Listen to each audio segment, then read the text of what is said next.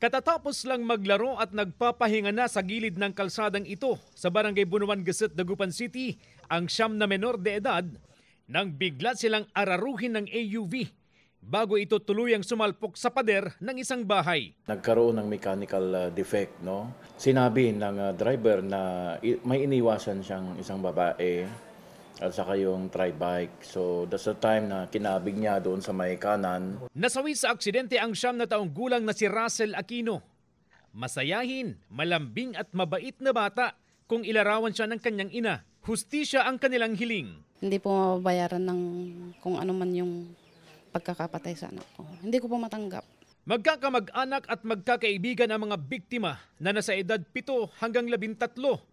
May nagtamo sa kanila ng sugat sa paa, gasgas sa siko at kamay. May namaga ang paa at tainga at nagkaroon ng pasa sa tagiliran.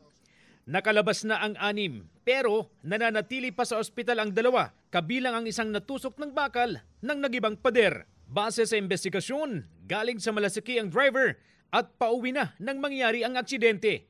Kapitbahay lang din siya ng mga biktima. Dadasal ko na kung maaari mapatawad ako ng pamilya. Hindi ko naman po talaga sinadya siya. Wala po namang tao na sasadyain na mangyari yun. Pero ayon sa kaanak ng nasawing biktima, madaling magpatawad pero mahirap daw mawala ang sakit na nararamdaman nila ngayon. Mula sa GMA Regional TV at GMA Integrated News, CJ Torida, nakatutok 24 oras.